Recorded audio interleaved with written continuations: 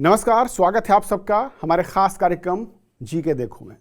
मैं हूं कवींद्र और आज बात भगवान श्री राम की, बात सनातन धर्म की और साथ ही साथ भगवान श्री राम की जुड़ी कहानियों की, लेकिन उन कहानियों के साथ उन पर बनी एक फिल्म की भी, और जिस पर हम बातचीत करेंगे अपने खास मेहमान जी के सर से। आपका स्वागत है।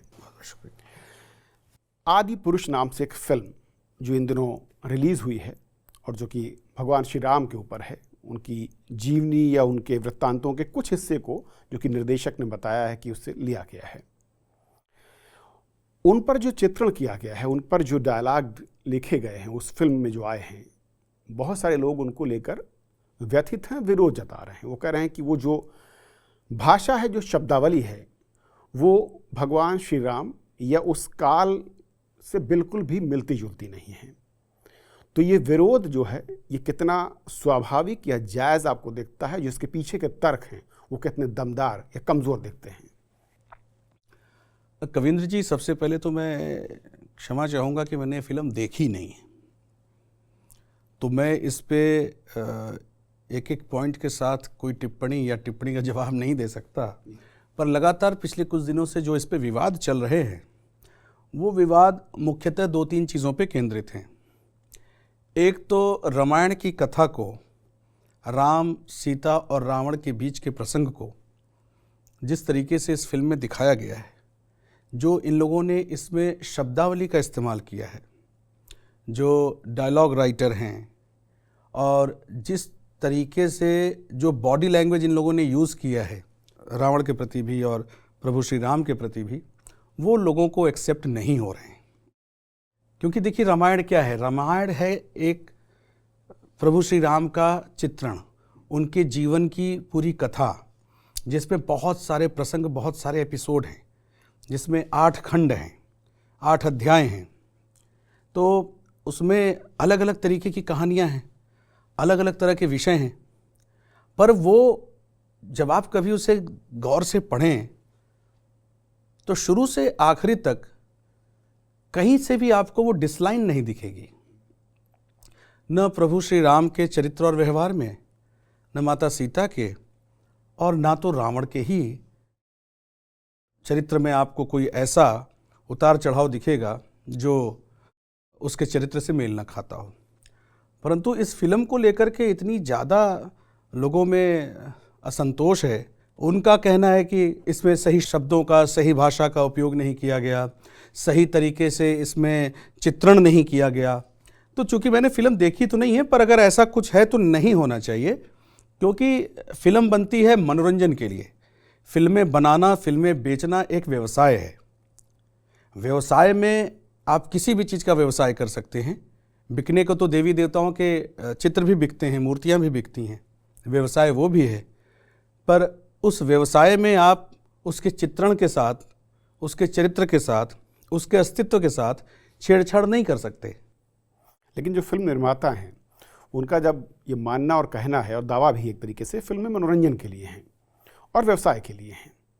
और ऐसे में, लेकिन जब किसी भी ऐसे आराध्य के ऊपर फिल्म हो, तो उसको मनोरंजन के लिए इस्तेमाल करना या फिर उसको मनोरंजन के लिए भाषा या उसके चरित्र चित्रण के साथ छेड़छाड़ करना, ये फिर तर्क क्या बेईमानी है? नहीं, आप मनोरंजन का तात्पर्य क्या समझते हैं? मनोरंजन का तात्पर्य, अगर आप चाहते हैं समाज में कोई प्रेरणा देना, कोई मैसेज देना, लोगों को जागरूक करना, या कुछ नहीं तो अपनी कहानी ही बेचना, कौन इसको कैसे लेता है ये उस पर निर्भर करता है। कोई मनोरंजन के तौर पे लेगा, कोई प्रेरणा के स्वरूप लेगा, कोई ज्ञान के स्वरूप लेगा, कोई श्रद्धा में देखेगा। आप किसी भी तरीके से इसको परोसें, पर आप उसके अस्तित्व के साथ, उसके चरित्र के साथ आप छेड़छाड़ नहीं कर सकते। क्योंकि प्रभु श्री राम साक्षात नारायण हैं। वो एक संस्कार हैं, वो एक संस्कृति हैं, वो एक विधा हैं, वो एक विद्या हैं, वो एक भाषा हैं, वो एक मर्यादा हैं। उनके पूरे जीवन में, उनके हर एक कृत्य पे, उनके हर एक प्रसंग पे आप देखें तो मानव जाति को जीवन शैली की अद्भुत प्रेरणा और ज्ञान और इन चीज़ों से प्रकाश डाला गया है। तो रामायण बहुत सारे तरीके से लिखे गए, रामायण बहुत सारे लोगों ने लिखा, पर जो उसका मूल है वो वही है। वो भगवान श्री राम के मर्यादा पुरुषोत्तम होने के चरित्र के साथ है। तो उसके साथ छेड़छाड़ नहीं होना चाहिए और बिल्कुल असहनीय है, ये स्वीकार्य नहीं है।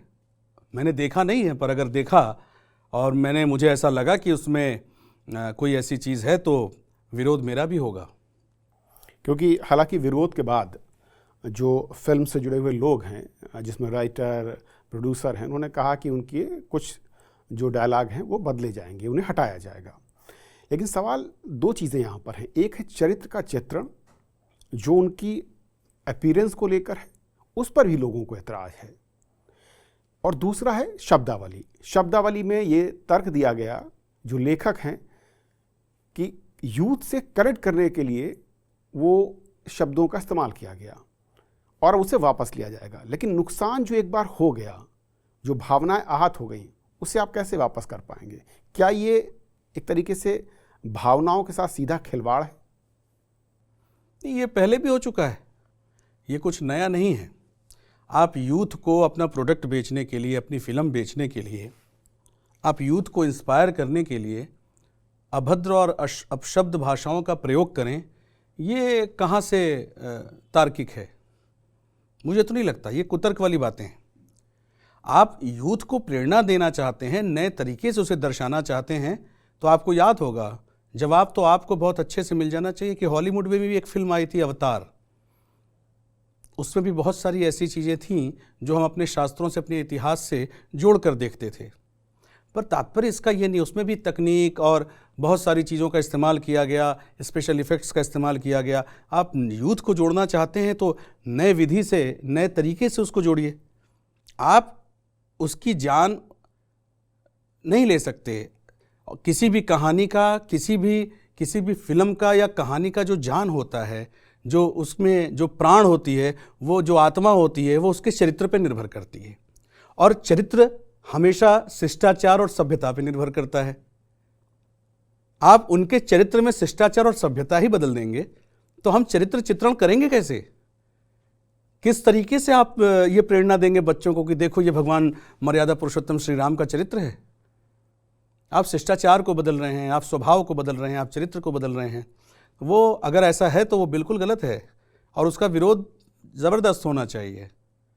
लेकिन कुछ लोग ये कहते हैं कि, और ख़ासतौर पर जो एक वर्ग जो फिल्म विभाग से जुड़ा हुआ है, कि ये गैर ज़रूरी है, राजनीतिक विरोध भी होता है।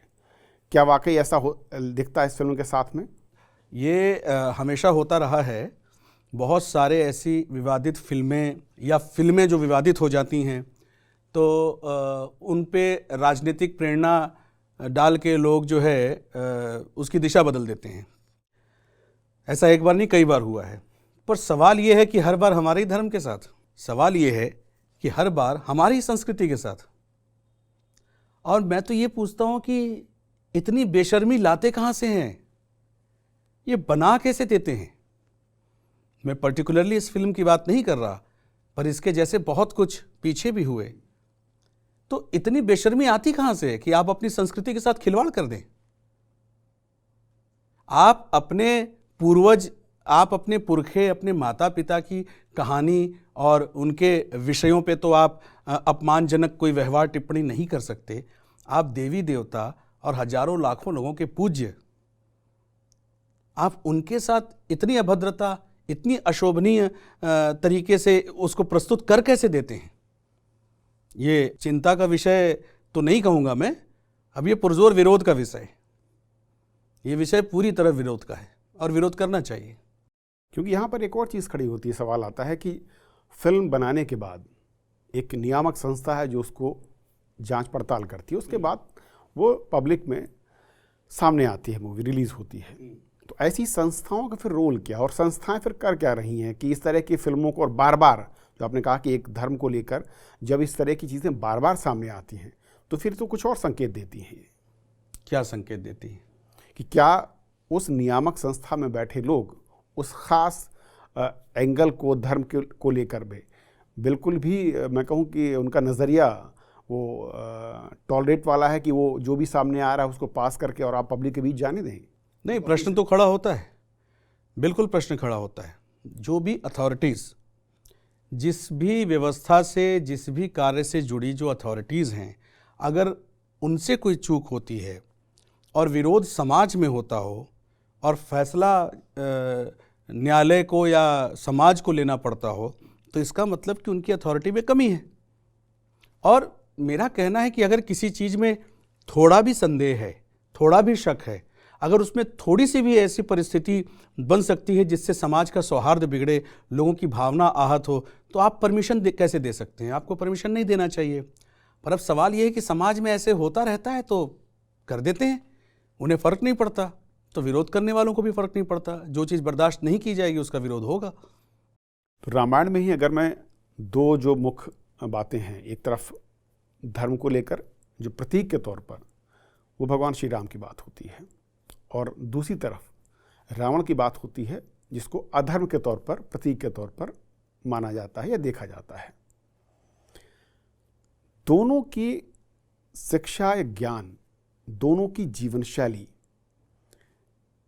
कमोबेश बहुत अलग अलग वातावरण से प्रभावित रही, लेकिन जब धर्म और अधर्म के बीच की बात होती है तो दोनों के बीच की लाइन जो मैं कहूँ की है वो डिवीज़न साफ दिखता है। तो ये जो फ़र्क है ये उस दौर में उन मैं कहूँ कि जो ग्रंथ हैं उनके ज़रिए और आज के दौर तक किस तरीके से आगे प्रभावित हुआ है, किस तरीके से बहता हुआ नज़र आया है। देखिए कविंद्र जी, मेरा मानना है कि धर्म अधर्म, पाप पुण्य, सही गलत, ये सृष्टि में हमेशा से थे। उन युगों में भी थे, इस युग में भी है। इसे हम ये नहीं कह सकते कि कलयुग में है और उस समय द्वापर में नहीं था, त्रेता में नहीं था। सतयुग पे हम ज़्यादा चर्चा नहीं करते, पर थे ये उस युग में भी, इस युग में भी। फ़र्क सिर्फ इतना है कि उस वक्त का मनुष्य बहुत ज़्यादा प्रकृति और परमात्मा से जुड़ा होता था, तो वो इसको निर्णायक स्वयं के बल पे करता था। आज का मनुष्य प्रकृति और परमात्मा से जितना नहीं जुड़ा है, वो उतना ज़्यादा भौतिक संसाधनों से जुड़ा है। वो खुद को निर्णायक समझता है, निर्णायक परिस्थिति पे लाने की कोशिश करता है, पर वो ला नहीं पाता, क्योंकि वो प्राकृतिक और परमात्मा की व्यवस्था से दूर है। तो धर्म अधर्म पहले भी थे, आज भी हैं। हम उन समय के ग्रंथों को पढ़ के, उनकी जीवनी पढ़ के, हम आज अपने जीवन में बहुत सारी चीज़ों को धारण कर सकते हैं। पाप और पुण्य का फ़र्क महसूस कर सकते हैं, उसको समाज में प्रसारित कर सकते हैं, उससे बदलाव ला सकते हैं। ये कहानियाँ बनी किस लिए हैं? हमारे माता पिता हमें जो शिक्षा संस्कार देते हैं वो अपने अनुभवों से, अपने बीते हुए परिस्थितियों से, सही गलत से, धर्म अधर्म से ही ज्ञान देते हैं। ठीक उसी प्रकार ये ग्रंथ भी हमें वैसे ही ज्ञान देते हैं, जहाँ पर प्रेम की पराकाष्ठा, अपराध की पराकाष्ठा, त्याग की पराकाष्ठा, भौतिकवादिता की पराकाष्ठा, अलौकिकता की पराकाष्ठा, संन्यास की पराकाष्ठा, धर्म की पराकाष्ठा, संबंधों की पराकाष्ठा, वो उस दौर में बहुत ज़्यादा थे।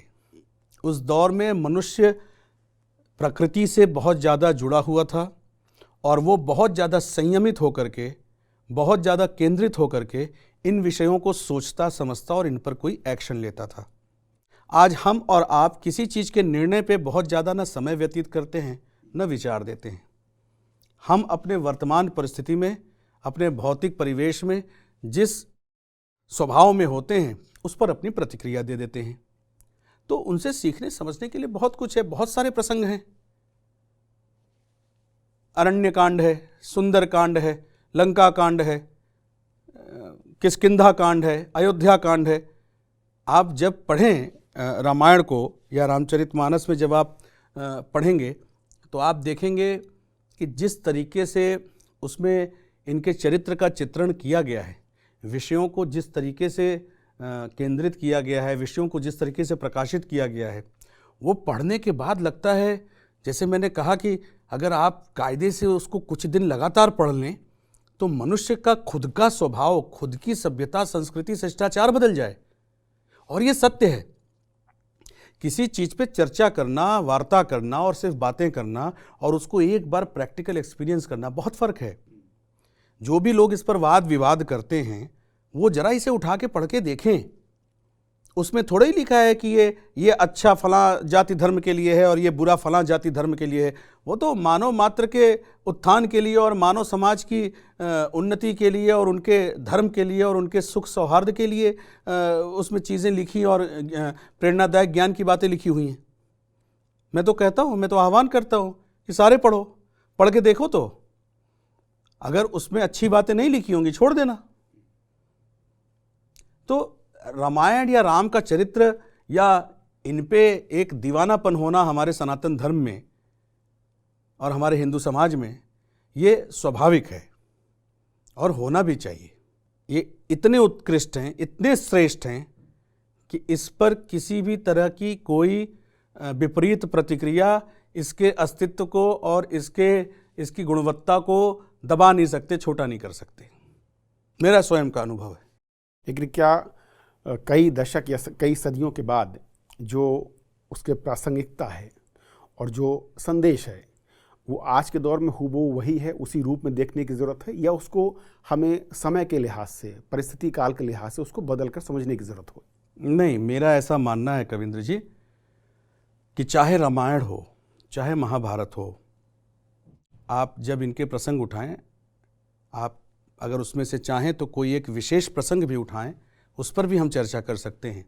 पर जब आप इसे गौर से पढ़ेंगे तो एक चीज़ को आप इनकार नहीं कर सकते कि जहाँ पर धर्म और अधर्म का तर्क है, जहाँ पर सत्य और असत्य का तर्क है, जहाँ पर उचित अनुचित का तर्क है, वहाँ पर उसको आप उस समय भी लागू करेंगे और आज भी लागू करेंगे। ये आपकी स्वीकृति होनी चाहिए। आप करें न करें अलग बात है। और कोई भी युग रहा हो, कोई भी परिवेश रहा हो, बारीकी से देखेंगे कि धर्म और अधर्म के बीच में हमेशा ही चुनाव कठिन रहा है। ऐसा नहीं कि उसमें किसी ने अगर धर्म किया हो उस दौर में तो उसको आप समझ लें कि उस दौर में तो आसान रहा होगा और आज हमें करना कठिन है। तो आज का देश काल परिस्थिति ऐसा नहीं है कि ऐसा नहीं है। परीक्षाएं तब भी थीं, कठिनाइयां तब भी थीं, आज भी हैं। उस समय धर्म की महत्ता थी तो सारी कठिनाइयों को पार करके धर्म का सामना किया जाता था। आज हम धर्म की महत्ता को छोटी कर दिए हैं, सुविधाओं को ज़्यादा महत्व देते हैं। तो हमारी सुविधा में जो चीज़ होती है हम उसे ज़्यादा महत्व देते हैं।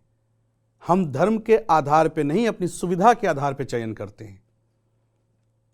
आप विशेष तर्क करके इसको दूसरे तरीके से भी आप समझ सकते हैं और इस पर बात कर सकते हैं। क्या ये कहें कि कठिनाई दूर करने के लिए धर्म का सहारा, या धर्म को समझने के लिए कठिनाई से पार पा के आगे बढ़ना? देखिए, कठिनाई एक बड़ी डिफरेंट चीज़ है, ये सिर्फ समझने की ज़रूरत है। और धर्म एक बड़ी डिफरेंट चीज़ है। अब आपको नदी पार करके उस पार जाना है, तो ये आप निर्धारित करो कि पार करना ज़्यादा आवश्यक है कि नदी पार करने की कठिनाई देखना ज़्यादा आवश्यक है। तो आपका धर्म क्या कहता है? उस समय धर्म ये बताता है कि उद्देश्य क्या है। अगर नदी पार करके जाना कोई विशेष उद्देश्य है तो उस समय कठिनाई का सामना करके नदी पार करनी चाहिए। अगर उसका उद्देश्य वो नहीं है तो फिर दूसरा उद्देश्य ये होता है कि जब कोई उद्देश्य ही ना हो तो अपने जीवन को, अपने शरीर को कठिनाई में और ऐसी परिस्थिति में क्यों डालें, संकट में क्यों डालें कि हमें नदी पार करनी पड़े, एक एग्जाम्पल के तौर पे। तो ये तो चयन की बात हो गई कि आप धर्म का चयन कैसे करते हैं। अब सुविधा देखेंगे।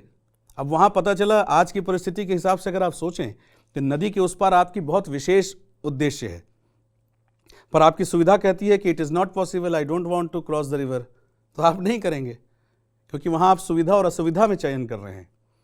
वहाँ आप उद्देश्य में और धर्म में चयन नहीं कर रहे।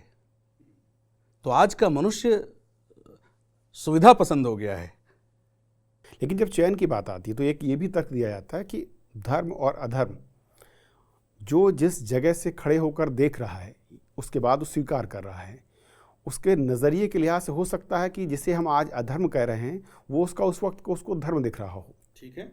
और जिसे धर्म दिख रहा हो वो उस नज़रिए से अगर कहें किसी और के नज़रिए से अधर्म हो सकता है। तो ऐसा चयन करने वक्त सावधानी क्या होगी और कैसे ये सही महसूस हो पाएगा या समझ पाएंगे कि वो जो चयन है वो वाकई सही है धर्म या अधर्म को लेकर? देखिए, उद्देश्य हो गया और प्राकृतिक व्यवस्था। अब एक पशु मांसाहारी है सिंह शेर मांसाहारी है। अब वो निरीह जीवों को मार के खाता है, तो आपके दृष्टिकोण में वो अधर्म भी हो सकता है। कुछ लोग उसको कहेंगे अरे ये तो धर्म है, उसका खाना ही यही है। हम आप कोई नहीं होते धर्म को निर्धारित करने वाले। धर्म को निर्धारित करने के पीछे सिर्फ एक ही चीज होती है, उद्देश्य, परिस्थिति। कहीं पर वहीं भगवान सिखाते हैं कि छल नहीं होना चाहिए, कहीं पर वहीं भगवान कहते हैं कि अधर्म के नाश के लिए छल भी आवश्यक है। वो परिस्थिति होती है और वो उद्देश्य होता है। तो आप देखें, किसी की भी आप जीवनी उठा के देखें, भगवान श्री राम की देख लें, रावण की देख लें, महाभारत में बहुत सारे ऐसे चरित्र हैं, आप देखें तो धर्म और अधर्म में आप कंफ्यूज रहेंगे, और यही वजह है कि लोग कंफ्यूज रहते हैं। तो धर्म और अधर्म के बीच में चयन तभी हो सकता है जब उसमें आवश्यकता, विशेषता, उद्देश्य देखेंगे कि क्या उद्देश्य जरूरी है, क्या आवश्यक है, वो धर्म है। अगर शेर भूखा है, शेर के 4 बच्चे भूखे हैं, तो भोजन करना उसका अधिकार है, और भोजन के लिए प्रकृति ने उसे संहार का और शिकार का ही एक रास्ता दे रखा है। तो हम कौन होते हैं उसे अधर्म और धर्म कहने वाले? तो ज़रूरत के हिसाब से अगर ज़रूरतें हैं, तो मैं अगर आज के परिप्रेक्ष्य में कहूँ तो कुछ अपराधी इसका सहारा ले सकते हैं कि परिस्थितियाँ ऐसी हैं कि मुझे अपराध के लिए मजबूर होना पड़ा, भले वो परिवार की सुरक्षा हो, परिवार की आर्थिक तंगी हो, परिवार की पेट की भूख हो। क्या उसे भी फिर धर्म के उस पे माना जाएगा? हर सवाल में उसका जवाब निहित होता है। अगर एक अपराधी कहता है कि मैं अपराध करने के लिए मजबूर था, तो उसने बचाव किस चीज का लिया? मजबूरी का। मजबूर तो इंसान तब होता है, लाचार तो तब होता है जब उसकी सामर्थ्यता खत्म हो जाती है। क्या आपकी सामर्थ्यता खत्म हो गई कि आप सही जीवन शैली से, सही तरीके से कमा के परिवार का पोषण करें? कुछ नहीं कर सकते तो छोटा से छोटा काम करें, मेहनत करें। ऐसा नहीं है। कोई ऐसे अपराधी नहीं बना है कि पहले उसने कोशिश की फल बेचने की, फिर उसने कोशिश की रिक्शा चलाने की, फिर उसने कोशिश की फुटपाथ पे बैठ के जूते पॉलिश करने की, और वो सब कुछ करके जब थक गया तब उसने अपराधी बनने का निर्णय लिया। ये मनुष्य की अपनी एक्सक्यूजेज होती हैं, अपने बचाव का एक तरीका होता है। जो मनुष्य कहता है हालात ऐसे थे, मैं मजबूर था। होते हैं हालात भी, ऐसा नहीं है कि पूर्णतः वो भी गलत है, पर अमूमन अगर आप देखें तो आप किसे मजबूरी कहते हैं? मजबूरी तब आती है जब आपकी सामर्थ्यता खत्म हो गई हो। तो सबसे पहले अपने सामर्थ्य को भी पहचानना होता है। और मनुष्य के पास प्रकृति, परमात्मा ने इतना सामर्थ्य दे रखा है कि मनुष्य चाहे तो धर्म का पालन करते हुए हर चीज का रास्ता निकाल सकता है। तो ऐसे में जो सत्य और असत्य या फिर धर्म की हम बात कर रहे हैं, यहाँ पर जो परिस्थिति है वो सबसे महत्वपूर्ण हो जाती है। इसका आपने जिक्र किया उद्देश्य के साथ में। उद्देश्य और परिस्थिति के अलावा अगर मैं कहूँ कोई और ऐसी बेसिक या कोई और ऐसा फैक्टर है जो कि यहाँ पर उन दोनों के बीच में एक लाइन को खींचता है या बंटवारे को की दीवार को मजबूत करता है? नहीं, वो मनुष्य आसानी से कह देता है अपनी असमर्थता, अपनी मजबूरी, अपनी लाचारी, पर दरअसल कुछ नहीं होता। धर्म के पालन करने में आपको उद्देश्य और विशेषता देखनी होती है परिस्थिति की, कि क्या आवश्यक है, क्या विशेष है करना। तो इसमें और कोई लकीर नहीं होती। बाकी सारे लकीर आदमी की अपनी महत्वाकांक्षा से या अपनी लालसा से ही जन्म लेती है। तो मेरी नज़र में ऐसा नहीं। धर्म का पालन किया जा सकता है, संयम होता है, सब्र होता है, लोगों को समय चाहिए होता है। आज आपके साथ किसी ने कोई गलत काम किया, फर्ज करता हूं कि मेरे साथ मेरे एक मित्र ने दुर्व्यवहार कर दिया, मुझसे शक्तिशाली है, उसने मुझे लज्जित करने के लिए, बेइज्जत करने के लिए, मुझे मेरा नुकसान करने के लिए हर वो कदम उठाएं जो एक दोस्त को नहीं उठाना चाहिए। तो प्रतिक्रिया में आप क्या करेंगे? तुरंत जाकर के आप अपना प्रतिशोध प्रतिक्रिया निकालेंगे? तो क्या करेंगे? उसे गाली देंगे, मारेंगे, पीटेंगे, क्या करेंगे? या उसका आप कुछ अहित करेंगे? नहीं, फिर आपको समय का इंतजार करना होगा। प्रकृति ऐसी परिस्थिति आपको देगी कि जब आप कि वो वशीभूत होगा, फिर आप उसे क्षमा करके उसे सबक सिखाते हैं या उसे दंडित करते हैं, वो चयन करना आपका काम होगा। वहां भी धर्म का चयन आपका काम होगा, पर आप उस समय स्वतंत्र होते हैं क्योंकि आपने उसके अधर्म को सहा है। हमारे मित्र ने विश्वासघात करके हमारे साथ अधर्म किया, हमें अपमानित किया, हमें नुकसान पहुंचाया, तो प्रतिक्रिया तुरंत दी जा सकती है। दुनिया में कोई ऐसा इंसान नहीं जिसको नुकसान न पहुंचे। मैं तुरंत नुकसान कर सकता हूं, आप तुरंत नुकसान कर सकते हैं। कोई इतना मजबूत नहीं कि उसको कहीं से नुकसान न पहुंचे। पर धर्म क्या कहता है? नहीं, इस विषय पे, इस परिस्थिति पे अभी उसकी ये प्रतिक्रिया थी, तो हमें भी संयम रखना होगा। परिस्थिति आएगी, स्वतः आएगी। प्रकृति मौका देती है। प्रकृति ये प्राकृतिक है, प्रकृति ने हर किसी को मौका दिया है।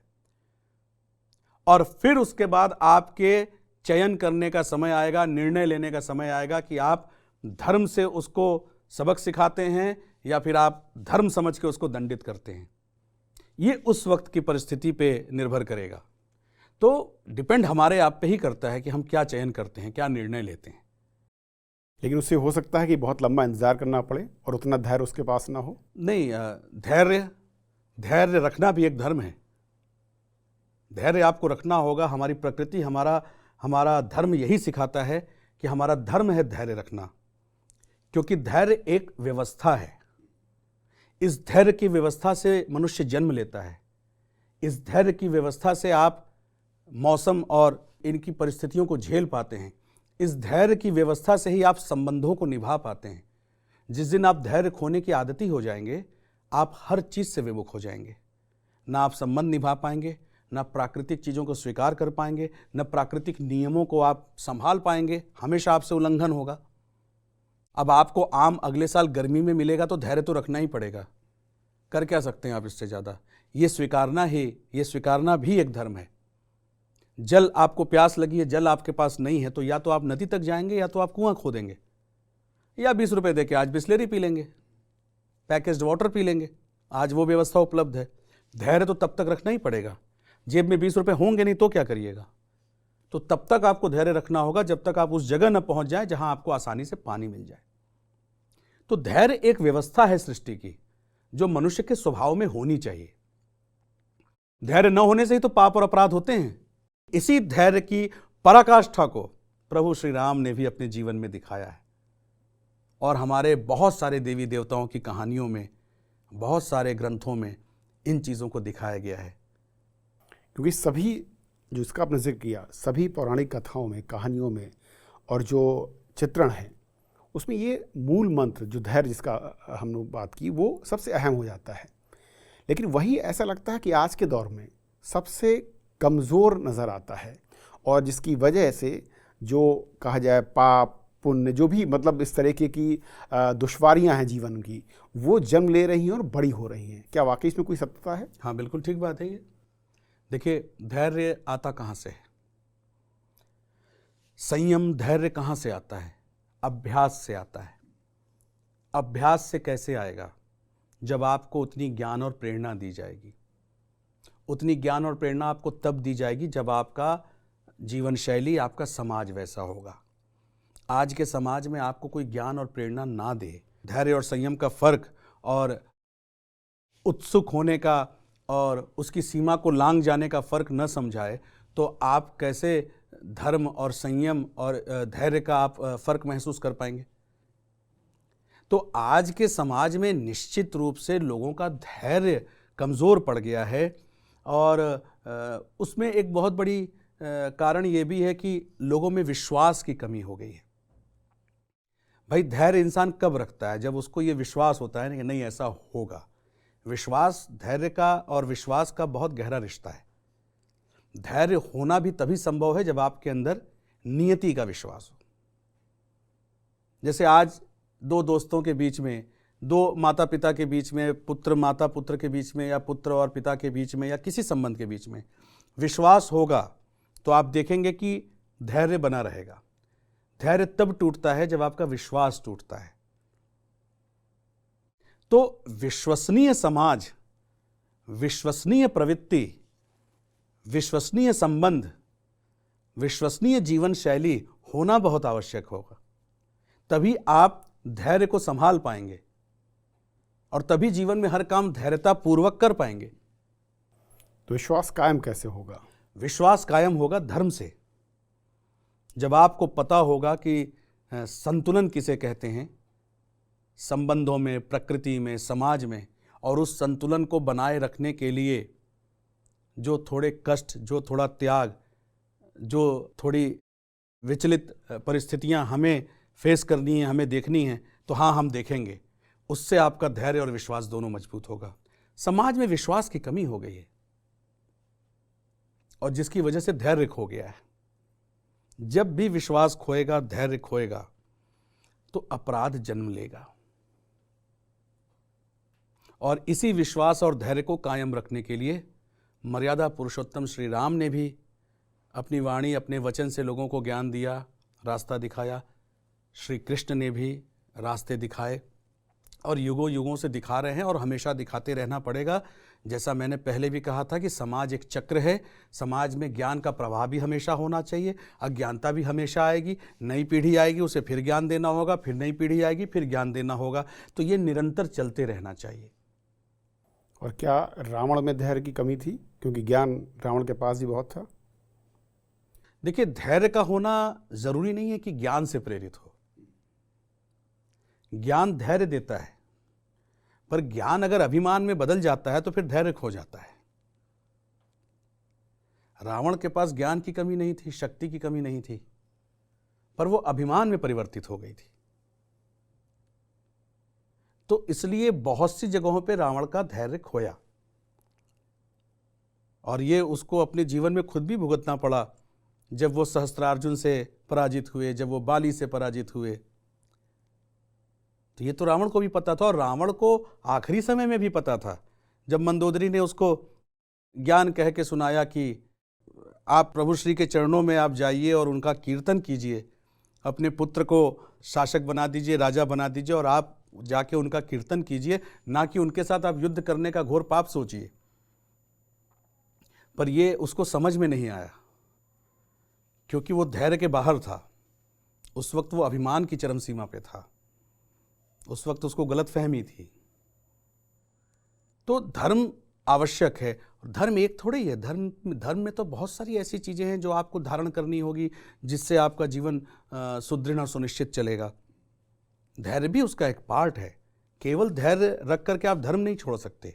और जब आप धर्म सीख जाएंगे, हर एक चीज का धर्म समझ जाएंगे, तो धैर्यता आपसे छूटेगी नहीं, न्याय अन्याय आपसे छूटेगा नहीं, विवेक बुद्धिमता आपसे दूर नहीं होगी। तो धर्म पे चलना चाहिए।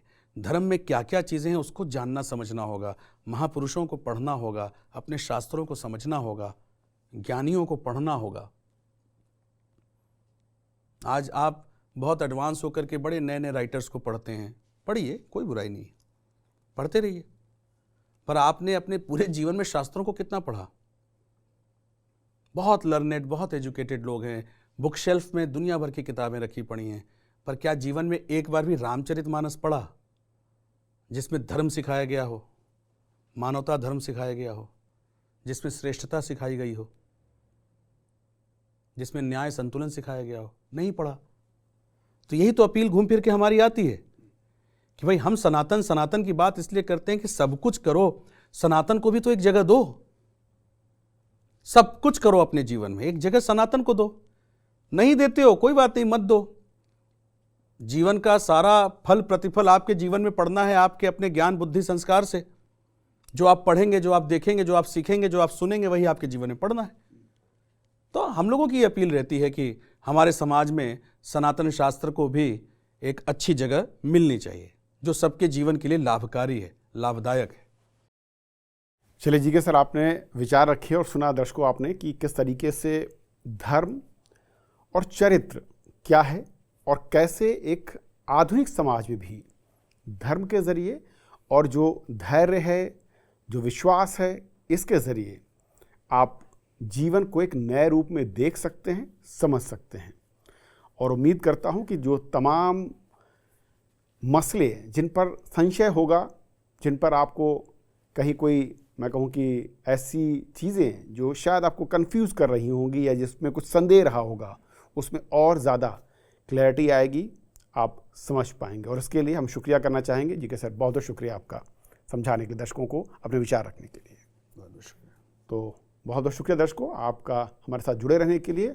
और अगले एपिसोड में कुछ और नए मसले, कुछ और नए मुद्दे होंगे और आसान भाषा में आपके सामने रखेंगे। फिलहाल आज इतना ही। नमस्कार।